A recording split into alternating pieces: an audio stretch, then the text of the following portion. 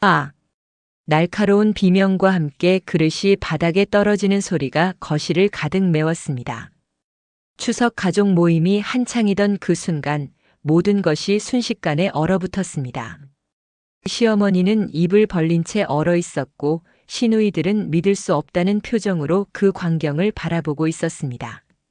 바닥에 흩어진 도자기 조각들 사이에서 그녀는 뺨을 감싼 채 고개를 숙이고 있었습니다. 대체 무슨 일이? 누군가의 떨리는 목소리가 정적을 깼습니다. 하지만 아무도 감히 나서지 못했습니다. 평소 그토록 신사적이고 성공한 사위로 통하던 그 남자가 가족들이 보는 앞에서 아내의 머리를 때린 것입니다. 그런데 이상했습니다. 모든 사람이 당황해하는 가운데 그녀만은 달랐습니다. 고개를 숙인 채로도 그녀의 눈빛에는 놀라움이 아닌 다른 감정이 스며들고 있었습니다. 마치 이 순간을 기다려왔다는 듯한. 평범해 보였던 그 주부에게 대체 무슨 일이 일어난 걸까요? 이 놀라운 반전의 전체 이야기가 궁금하시다면 구독 버튼을 눌러주세요.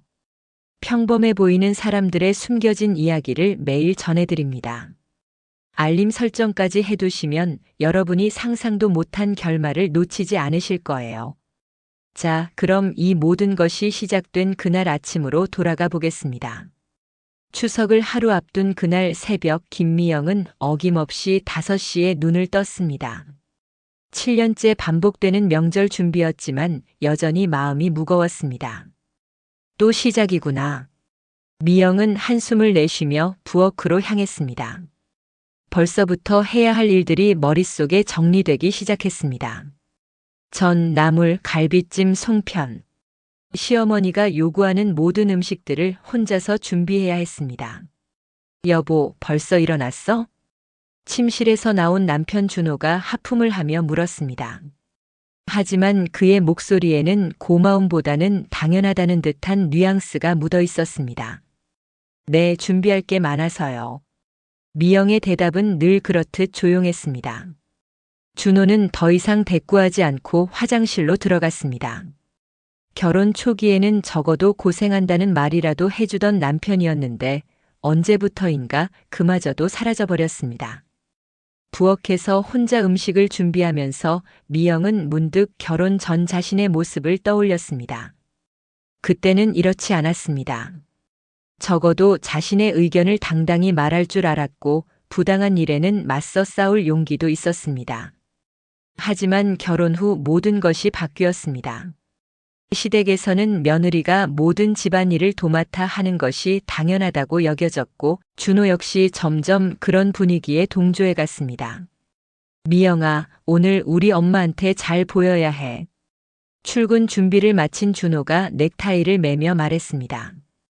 특별히 뭔가 잘못한 일이라도. 아니야, 그런 게 아니라. 그냥. 너도 알잖아. 우리 엄마가 예민하시니까. 미영은 쓴웃음을 지었습니다.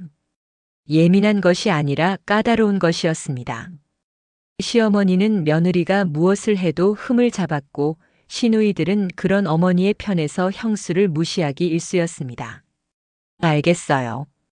하지만 미영은 이번에도 고개를 끄덕였습니다. 싸우고 싶지 않았습니다. 아니, 정확히는 싸울 에너지가 남아있지 않았습니다. 준호가 출근한 후 미영은 홀로 남은 부엌에서 계속 요리를 했습니다. 손은 기계적으로 움직였지만 마음 한편에는 늘 그 질문이 맴돌았습니다. 언제까지 이렇게 살아야 할까? 하지만 답은 없었습니다. 아니, 답을 찾으려고 하지 않았을 뿐일지도 몰랐습니다. 그냥 참고 견디는 것이 편했습니다. 적어도 겉으로는. 오후가 되자 미영은 정성스럽게 포장한 음식들을 들고 시댁으로 향했습니다. 지하철에서 무거운 보따리를 들고 서 있는 자신의 모습이 초라해 보였지만 이미 익숙한 일이었습니다. 시댁에 도착하자마자 시어머니의 목소리가 들려왔습니다. 아이고, 미영이 왔구나. 고생했어. 그런데 저는 충분히 부쳤지? 인사도 제대로 받지 않고 곧바로 확인부터 하는 시어머니를 보며 미영은 또다시 한숨을 삼켰습니다. 네, 어머니.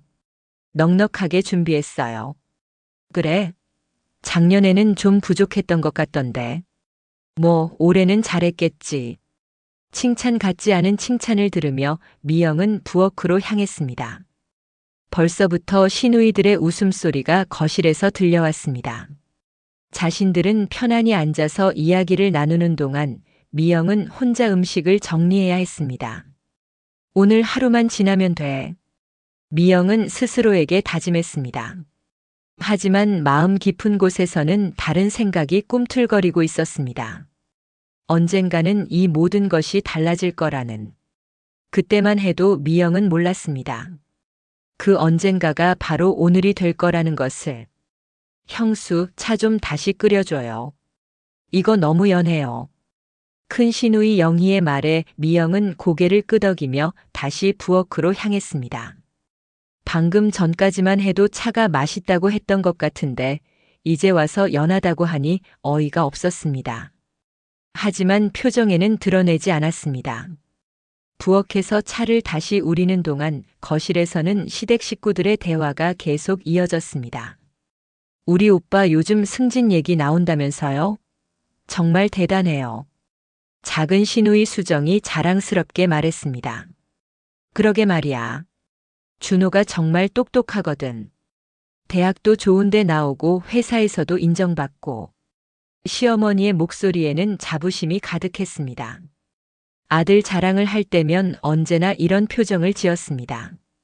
형수는 참 복이 많아요. 우리 오빠 같은 남편 만나기 쉽지 않을 텐데. 영희의 말에 수정도 맞장구를 쳤습니다. 맞아요. 요즘 남자들 중에 이렇게 책임감 있고 능력 있는 사람 찾기 어려워요. 미영은 찻잔을 들고 거실로 돌아왔지만 그들의 대화는 계속되었습니다. 마치 미영이 그 자리에 없는 것처럼 말입니다. 그런데 형수는 뭐 하셨어요? 결혼 전에 말이에요. 수정의 갑작스러운 질문에 미영은 잠시 멈칫했습니다. 아, 별거 아니에요. 그냥 일반 회사 다녔어요. 아, 그러셨구나. 뭐 하는 회사였어요? 그냥 사무직이었어요. 미영의 대답은 늘 그렇듯 간단했습니다. 굳이 자세히 말할 필요를 느끼지 않았고 사실 말해봤자 관심도 없을 것 같았습니다. 아, 그냥 사무직이셨구나. 뭐 요즘엔 여자들도 다 직장 다니니까. 수정의 말투에는 미묘한 실망감이 섞여 있었습니다. 마치 뭔가 특별한 대답을 기대했다가 실망한 것 같은 뉘앙스였습니다. 그래도 이제는 우리 준호가 잘 벌어주니까 집에서 편히 지내면 되잖아. 시어머니가 말했지만 그 편이라는 표현이 미영에게는 참 아이러니하게 들렸습니다. 매일 집안일에 시달리고 명절 때마다 온갖 음식을 혼자 준비하는 것이 편한 일일까요?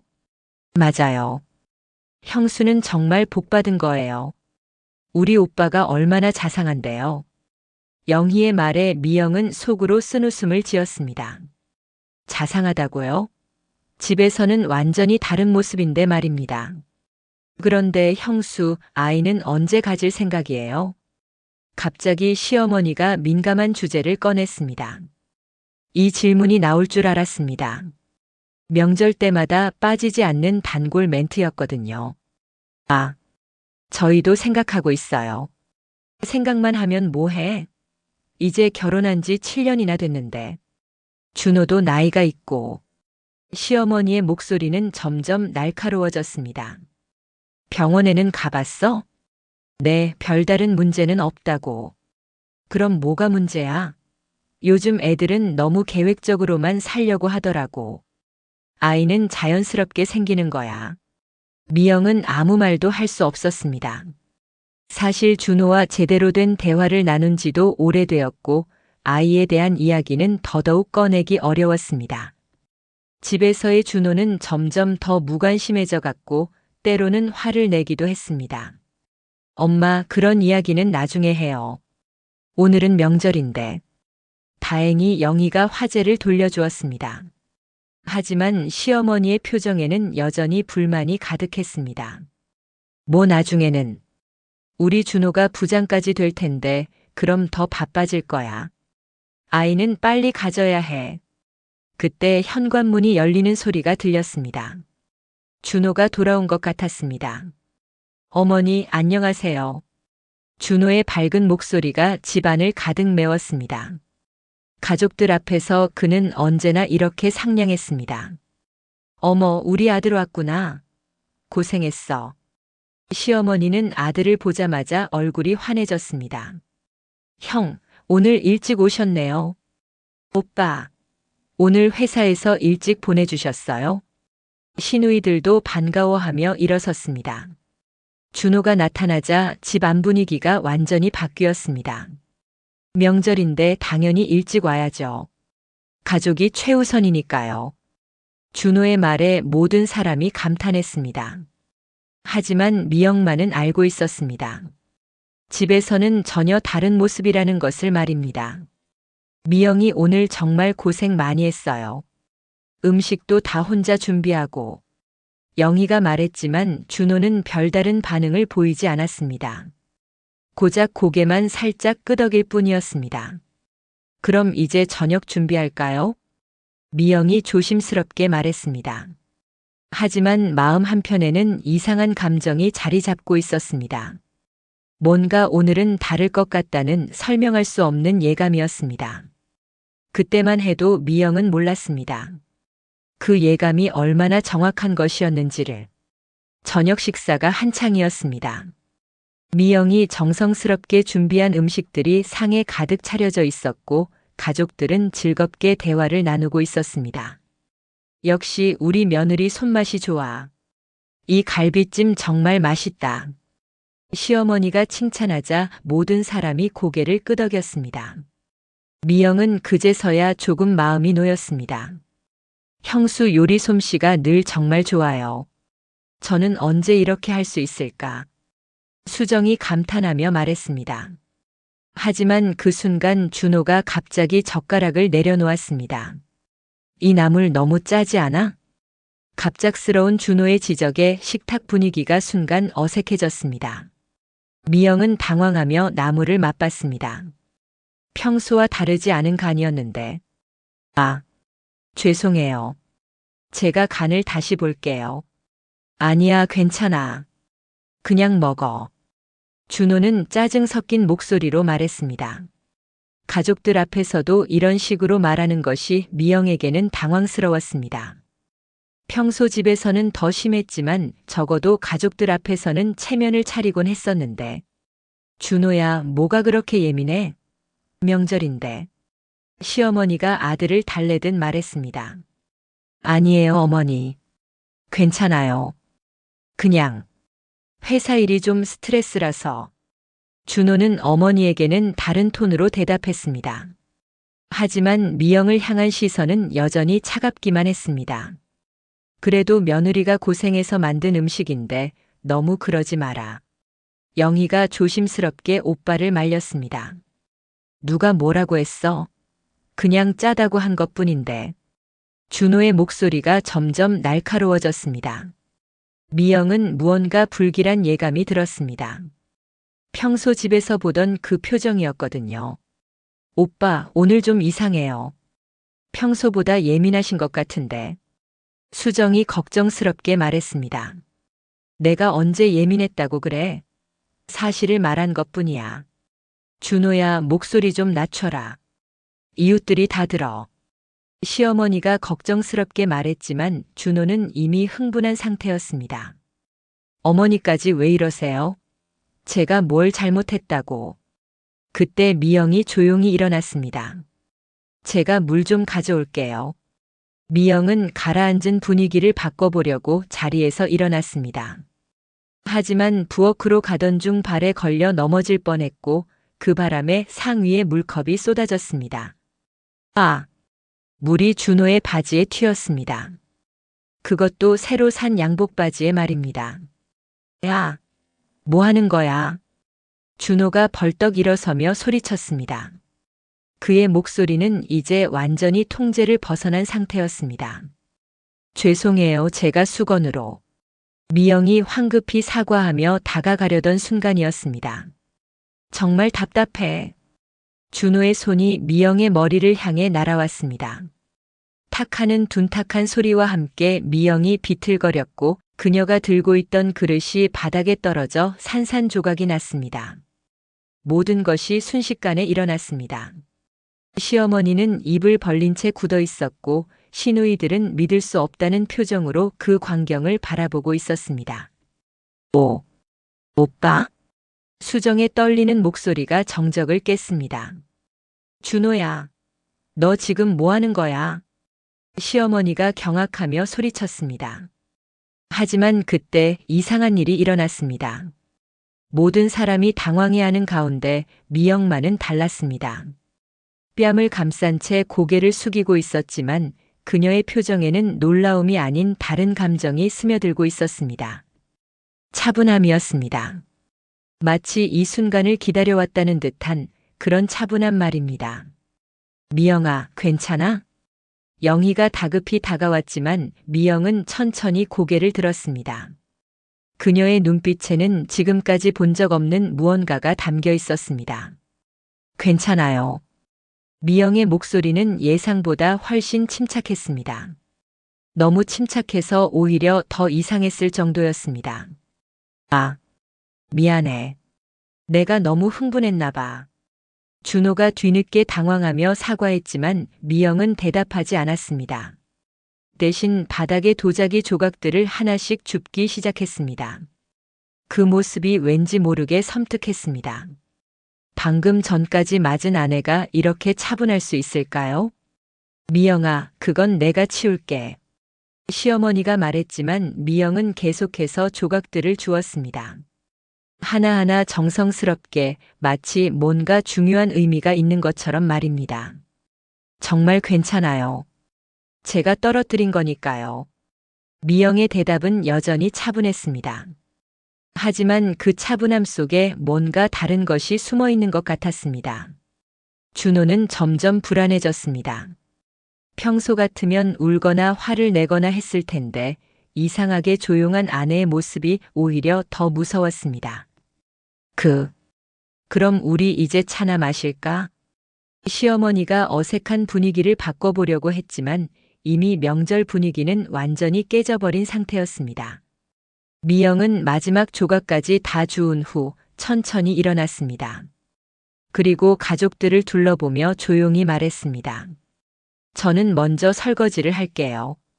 그렇게 말하고 부엌으로 향하는 미영의 뒷모습에서 뭔가 결정적인 변화가 일어났다는 것을 모든 사람이 느꼈습니다. 하지만 아무도 그것이 무엇인지는 알 수 없었습니다.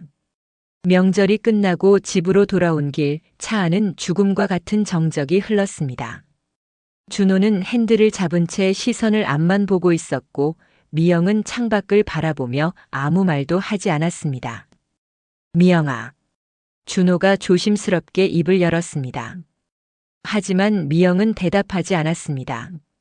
아까 일은 정말 미안해. 내가 너무 스트레스 받아서. 여전히 대답이 없었습니다. 준호는 점점 불안해졌습니다. 평소 같으면 이미 울음을 터뜨리거나 아니면 화를 냈을 텐데 이렇게 조용한 미영은 처음이었습니다. 여보, 화났어? 아니요. 미영의 대답은 짧고 담담했습니다. 화가 난 것도 아니고 서운한 것도 아닌 그냥 무덤덤한 톤이었습니다. 그것이 준호를 더욱 불안하게 만들었습니다. 집에 도착한 후에도 미영의 행동은 평소와 달랐습니다. 보통이라면 바로 설거지를 하고 정리를 했을 텐데 이번에는 곧바로 방으로 들어갔습니다. 어디가? 잠깐 쉬려고요. 미영은 그렇게 말하고 방문을 닫았습니다. 준호는 거실에 혼자 남겨진 채 어쩔 줄 몰라 했습니다. 방 안에서 미영은 침대에 앉아 깊은 숨을 내쉬었습니다. 그리고 천천히 일어나 옷장 깊숙한 곳으로 손을 뻗었습니다. 옷들 사이로 손을 넣어 만진 것은 작은 열쇠였습니다. 그 열쇠로 서랍장 맨 아래 서랍의 비밀 자물쇠를 열었습니다. 서랍이 열리자 정교하게 정리된 서류들이 모습을 드러냈습니다. 사진들, 녹음기, 의료진단서, 그리고 두꺼운 파일들. 미영은 그 중에서 작은 수첩 하나를 꺼냈습니다.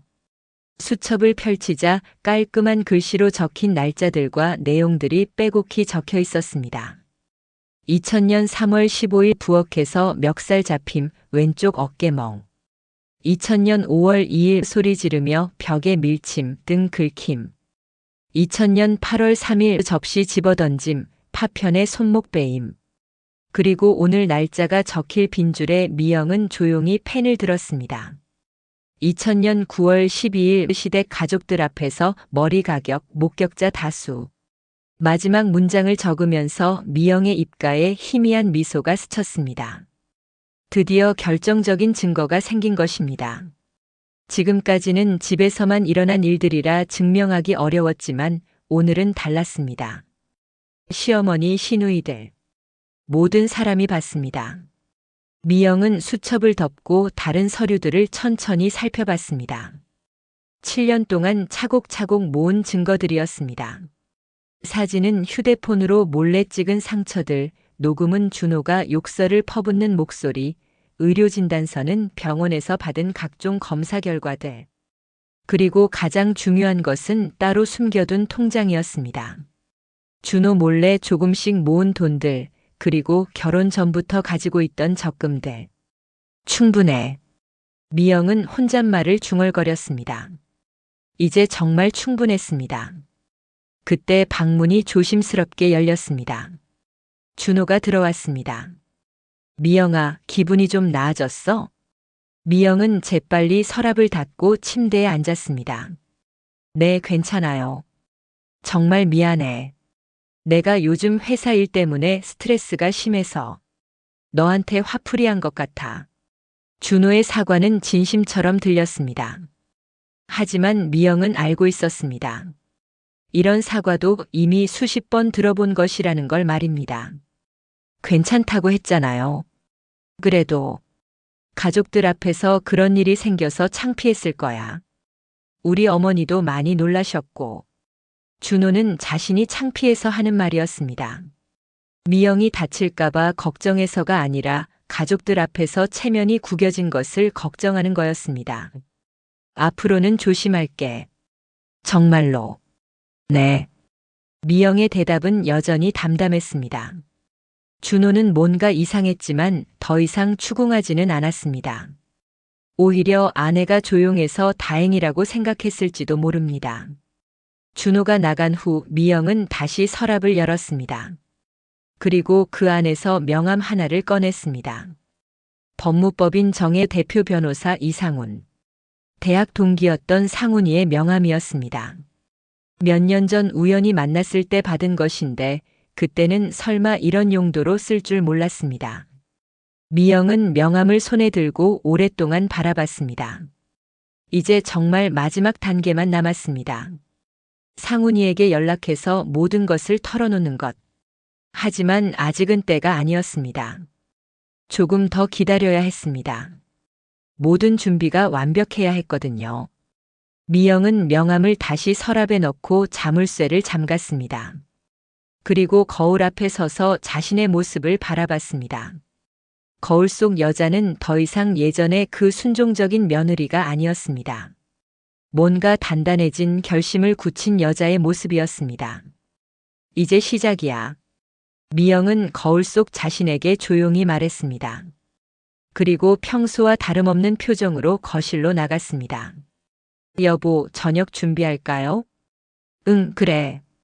준호는 텔레비전을 보며 대답했습니다. 아내가 다시 평상시로 돌아온 것 같아서 안심했습니다.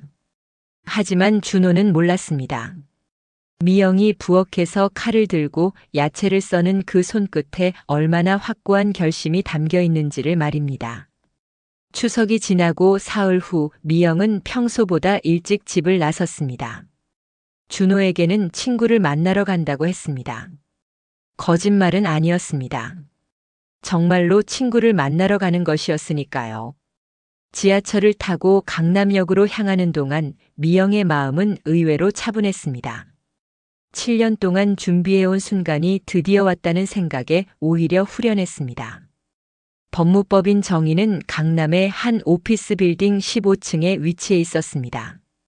미영은 엘리베이터를 타고 올라가면서 깊게 숨을 내쉬었습니다. 안녕하세요. 이상훈 변호사님과 약속이 있는 김미영입니다. 아, 네. 잠시만 기다려주세요. 접수 직원이 내선 전화를 걸었고 곧 익숙한 얼굴이 나타났습니다. 미영아. 이상훈은 대학 때와 별로 달라지지 않은 모습이었습니다. 다만 양복을 입고 있어서 더 듬직해 보였을 뿐이었습니다. 상훈아, 오랜만이야. 정말 오랜만이다.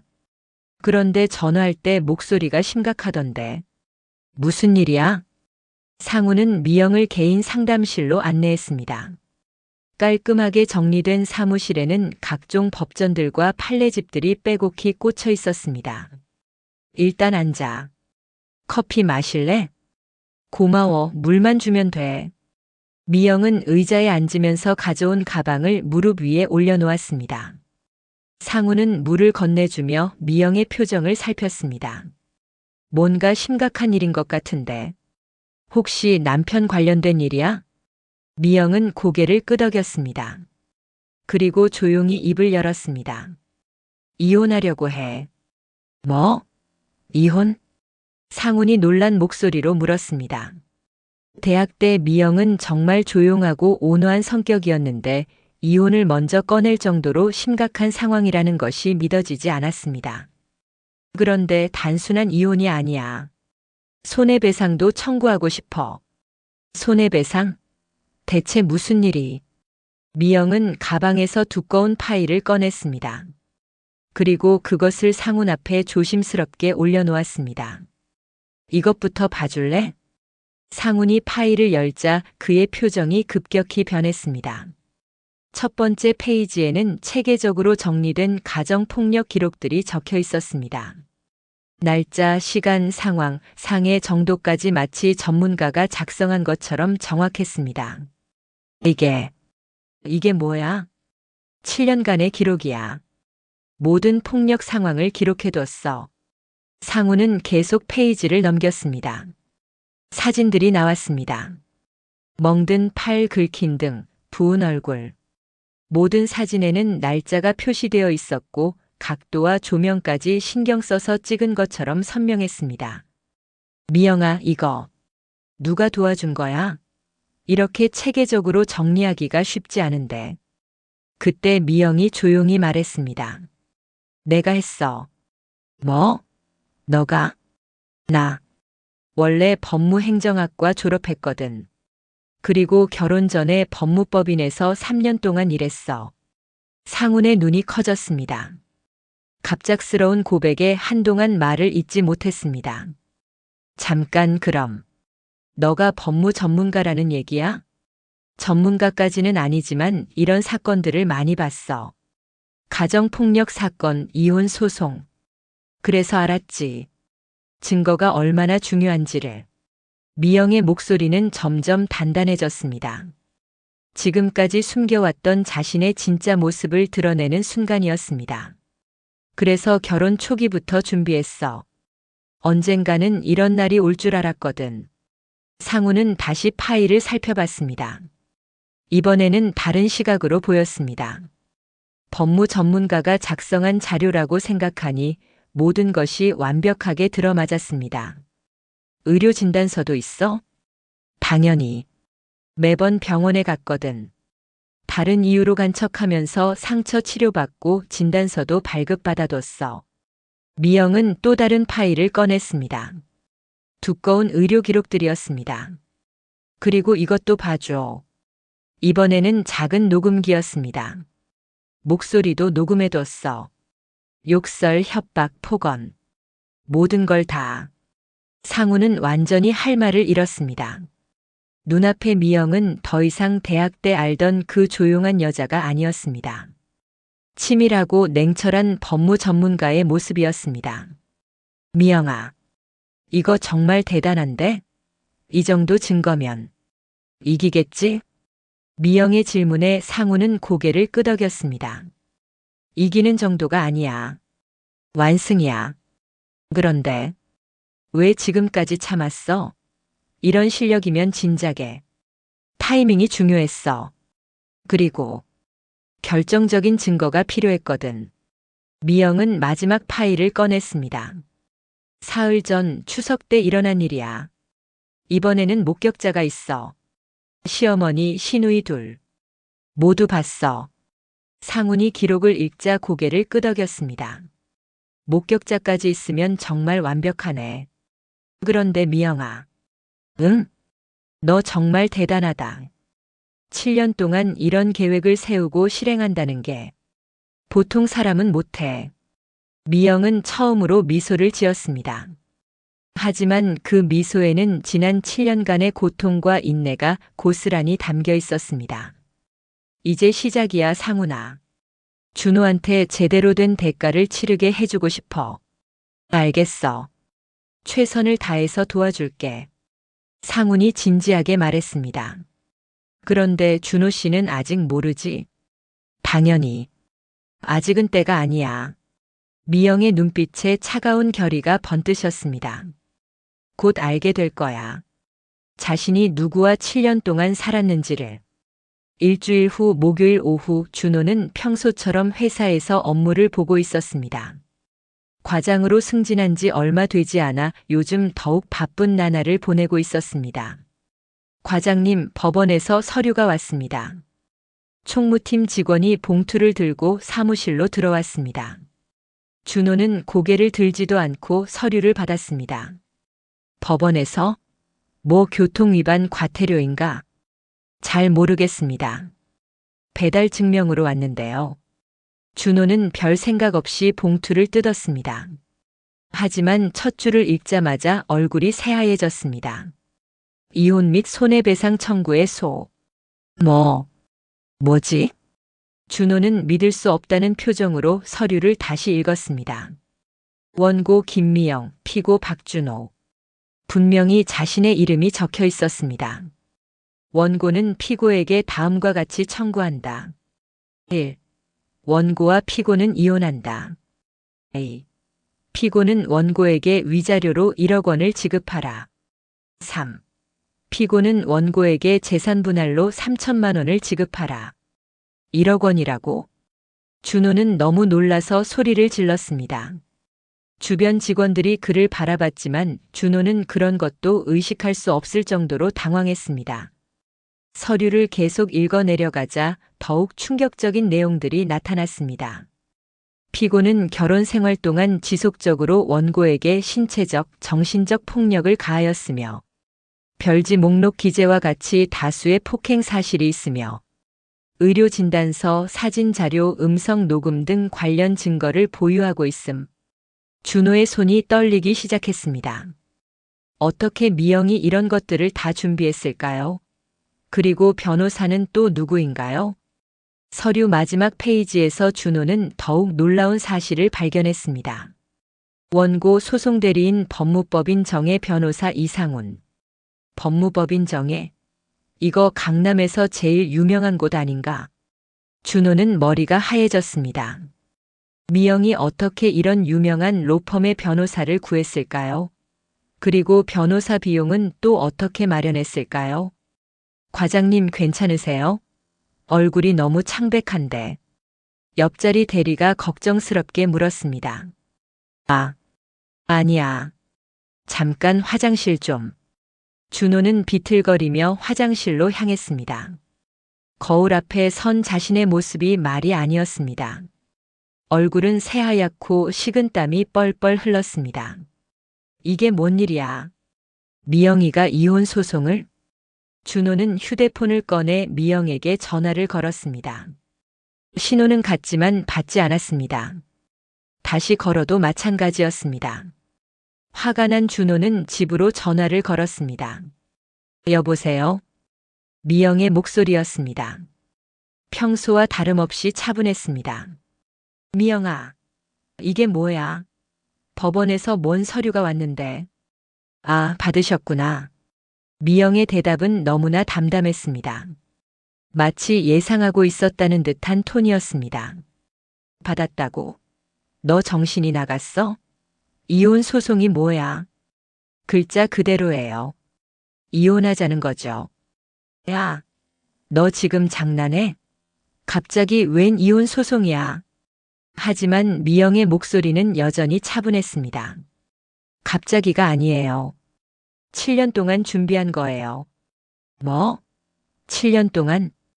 그리고 손해배상 1억 원도 청구했어요. 7년간의 폭력에 대한 정당한 대가죠. 준호는 말문이 막혔습니다. 이게 정말 자신이 알던 그 순종적인 아내가 맞나요? 미영아, 일단 집에 와서 얘기하자. 뭔 오해가 있는 것 같은데. 오해 없어요. 모든 증거가 다 있거든요. 증거? 무슨 증거? 사진, 녹음, 의료진단서. 그리고 목격자까지요. 추석 때 시댁에서 일어난 일 기억하죠? 준호의 심장이 쿵 떨어지는 느낌이었습니다. 그때 이를 미영이 증거로 쓸 줄은 꿈에도 몰랐습니다. 그때 일은 내가 실수라고 하기에는 너무 많이 반복됐죠. 7년 동안 말이에요. 미영의 목소리에 차가운 분노가 섞여 있었습니다. 그리고 참고로 회사에도 연락할 거예요. 가정폭력 가해자라는 사실을 말이죠. 뭐라고? 회사에? 준호는 완전히 패닉 상태가 되었습니다. 만약 회사에서 이 사실을 알게 되면 당신이 제일 아끼는 게 체면이잖아요. 그 체면 다 무너뜨려 줄 거예요. 미영아, 잠깐만. 일단 만나서 얘기해보자. 하지만 전화는 이미 끊어진 상태였습니다. 준호는 다시 전화를 걸었지만 이번에는 아예 받지 않았습니다. 문자를 보내도 읽지도 않았습니다. 화장실에서 나온 준호는 더 이상 일에 집중할 수 없었습니다. 동료들이 무언가 이상하다는 눈빛으로 바라봤지만 신경 쓸 여유가 없었습니다. 부장님, 오늘 좀 일찍 퇴근해도 될까요? 급한 일이 생겨서. 응? 무슨 일인데? 가족 일이에요. 준호는 거짓말을 하고 회사를 나왔습니다. 집으로 가는 지하철 안에서도 계속 미영에게 전화를 걸었지만 받지 않았습니다. 집에 도착했을 때 미영은 거실에 앉아 태연하게 텔레비전을 보고 있었습니다. 미영아. 준호가 달려들었지만 미영은 고개도 돌리지 않았습니다. 이게 대체 뭔 짓이야? 갑자기 이혼 소송이 뭐야? 갑자기가 아니라고 했잖아요. 오래 준비한 거라고. 미영은 여전히 텔레비전을 보며 대답했습니다. 그 차분한 모습이 준호를 더욱 화나게 만들었습니다. 너 지금 정신이 나간 거야? 우리가 뭔 사이인데 이혼 소송을 해. 그때 미영이 처음으로 준호를 향해 고개를 돌렸습니다. 그녀의 눈빛에는 지금까지 본 적 없는 차가운 감정이 담겨 있었습니다. 우리가 뭔 사이냐고요? 가해자와 피해자 사이죠. 그 한마디에 준호는 할 말을 잃었습니다. 눈앞의 여자는 더 이상 자신이 알던 그 순종적인 아내가 아니었습니다. 그 다음 날 오전 준호는 평소보다 늦게 회사에 도착했습니다. 밤새 잠을 이루지 못했기 때문이었습니다. 어떻게 이 상황을 해결해야 할지 도저히 감이 잡히지 않았습니다. 과장님, 부장님이 찾으세요. 준호가 자리에 앉자마자 후배가 다가와 말했습니다. 준호는 불길한 예감이 들었습니다. 부장실로 들어가자 김 부장이 심각한 표정으로 앉아 있었습니다. 그의 책상 위에는 어제 본 것과 같은 법원 봉투가 놓여 있었습니다. 박 과장 앉아. 네, 부장님. 이게 뭔가? 김 부장이 봉투를 들어 올렸습니다. 준호의 심장이 떨어지는 느낌이었습니다. 저기, 회사로 공문이 왔더군. 우리 직원이 가정폭력으로 고발당했다고. 그것도 7년 동안 지속적으로. 준호는 말문이 막혔습니다. 미영이 정말로 회사에 알린 것이었습니다. 부장님, 이건 오해가. 오해? 여기 증거가 이렇게 많은데? 사진, 녹음, 의료진단서까지 다 첨부되어 있더군. 김 부장의 목소리는 차가웠습니다. 회사에서 가장 신뢰받던 직원 중 하나였던 준호에 대한 실망감이 컸습니다. 그리고 이거 언론에도 제보할 거라고 하는데 우리 회사 이미지에 얼마나 타격인지 알고 있나? 부장님, 제발 기회를 한 번만. 박 과장, 일단 인사부에 가서 조사받고 그 다음에 징계위원회에서 결정할 거야. 그때까지 업무는 중단이야. 준호는 완전히 무너졌습니다. 10년 넘게 쌓아온 회사 생활이 하루아침에 무너지는 순간이었습니다. 인사부에서 조사를 받는 동안 소문은 이미 회사 전체로 퍼져나갔습니다. 동료들의 시선이 달라졌고 후배들도 어색해했습니다. 정말 믿을 수가 없어. 평소에는 그렇게 신사적이었는데 역시 사람은 겉모습으로 판단하면 안 되는구나. 복도에서 들리는 수군거림들이 준호의 귀에 생생히 들렸습니다. 오후가 되자 더욱 충격적인 소식이 들려왔습니다. 과장님, 인터넷 기사 보셨어요? 후배가 조심스럽게 다가와 휴대폰을 보여주었습니다. 대기업 간부 7년간 아내 폭행. 충격적 증거 공개. 준호는 기사를 읽으며 절망했습니다. 비록 실명은 나오지 않았지만 회사 이름과 직급이 명시되어 있어서 곧 정체가 밝혀질 것 같았습니다. 그날 저녁 준호는 집으로 돌아갔습니다. 미영은 여전히 차분한 모습으로 저녁을 준비하고 있었습니다. 미영아, 이제 그만해. 나 회사에서 잘릴 것 같아. 준호가 절규했지만 미영은 고개도 돌리지 않았습니다. 그래서요? 그래서? 그래서가 뭐야? 내가 잘리면 생활비는 어떻게 해? 그때 미영이 처음으로 웃음을 지었습니다. 하지만 그 웃음은 차갑기만 했습니다. 생활비 걱정은 안 하셔도 돼요. 뭐? 저 이미 일자리 구했거든요. 준호는 또 한 번 충격을 받았습니다. 일자리? 어디서? 법무법인 정의에서 다시 일하기로 했어요. 이상훈 변호사가 제안했거든요. 미영의 말에 준호는 더욱 혼란스러워졌습니다. 법무법인에서? 너가 무슨 자격으로? 제가 원래 법무 전문가라는 거 까먹으셨나요? 미영이 준호를 향해 돌아섰습니다. 그녀의 표정에는 지금까지 본 적 없는 자신감이 넘쳤습니다. 그리고 당신 없이도 충분히 살 수 있어요. 오히려 더 잘 살 수 있을 것 같은데요. 준호는 말문이 막혔습니다. 눈앞의 여자가 정말 7년 동안 자신과 함께 살았던 그 아내가 맞나 싶었습니다. 미영아, 우리 다시 얘기해보자. 내가 잘못했어. 앞으로는 절대. 앞으로요? 앞으로는 없어요. 미영의 목소리는 단호했습니다. 그런데 궁금한 게 있어요. 뭐가? 왜 저한테 그렇게 했는지 말이에요. 처음에는 그러지 않았잖아요. 준호는 당황했습니다. 사실 자신도 정확한 이유를 알 수 없었습니다.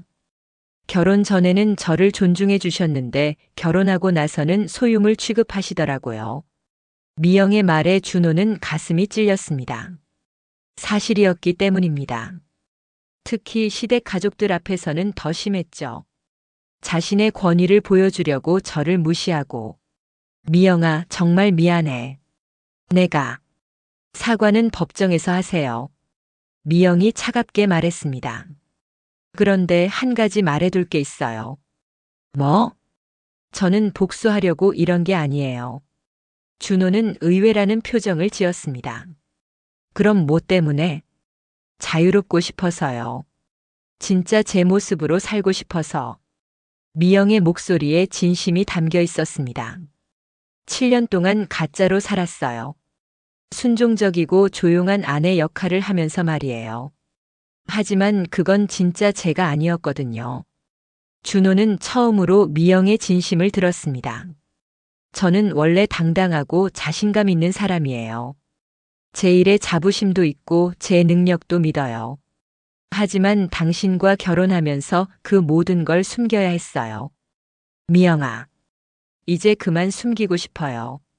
진짜 제 모습으로 당당하게 살고 싶다고요. 미영의 말에는 간절함이 담겨 있었습니다.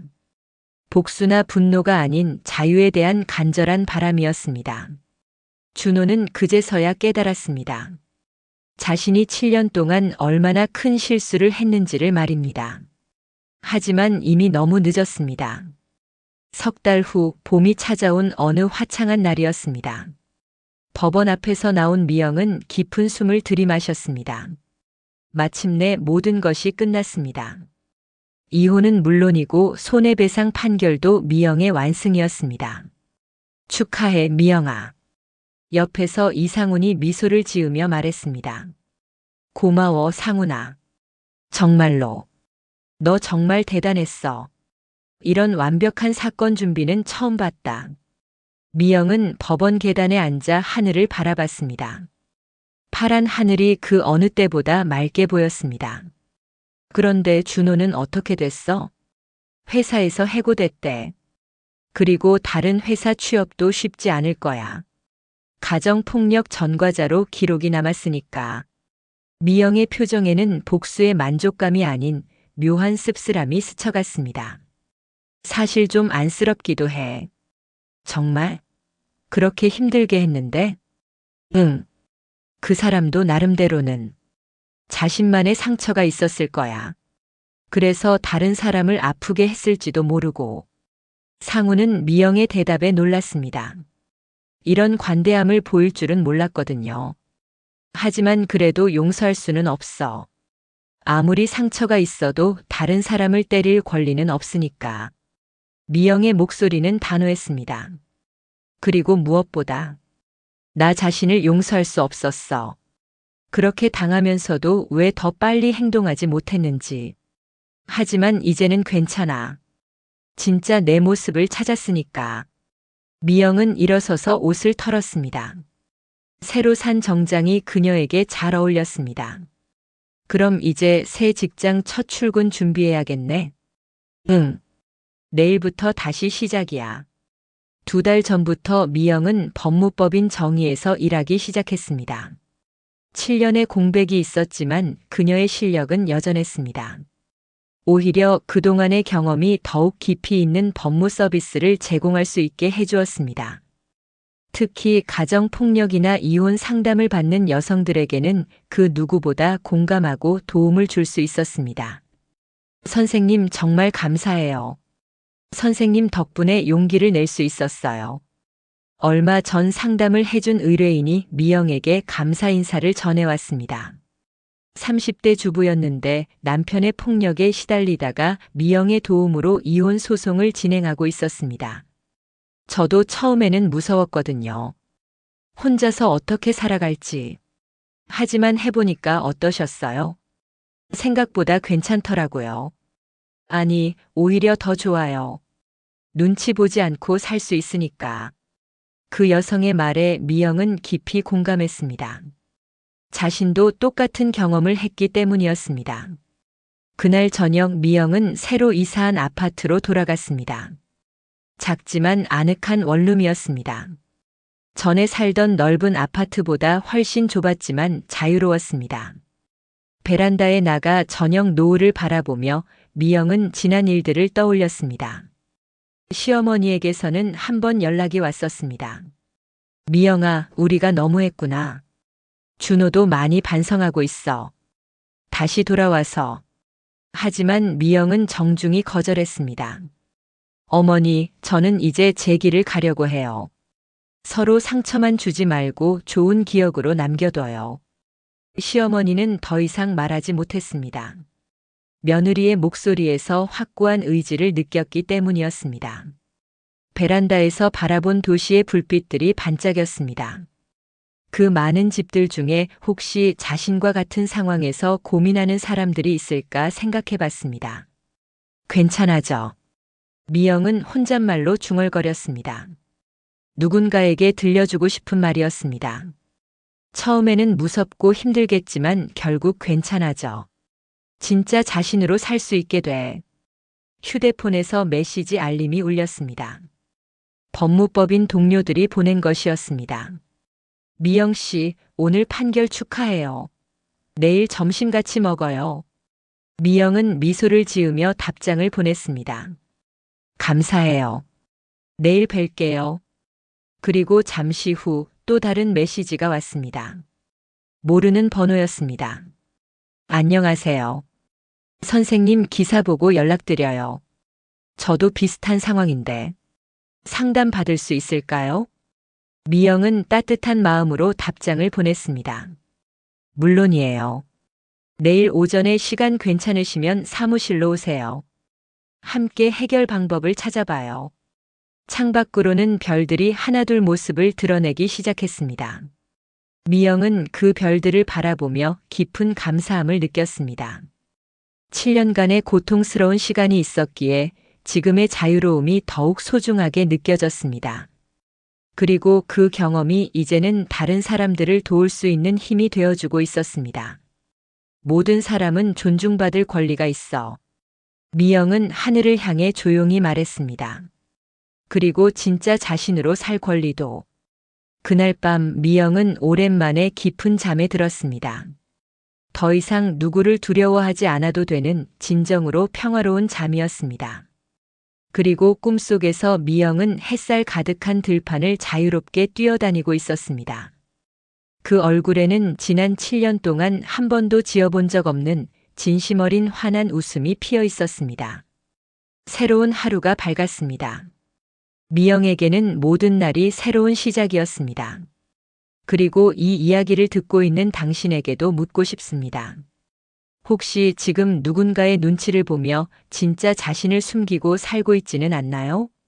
사랑하는 사람이라는 이름으로 당신을 무시하거나 아프게 하는 사람은 없나요? 기억하세요. 당신은 존중받을 자격이 있습니다. 그리고 진짜 당신의 모습으로 당당하게 살 권리가 있습니다. 용기를 내세요. 미영처럼 말입니다.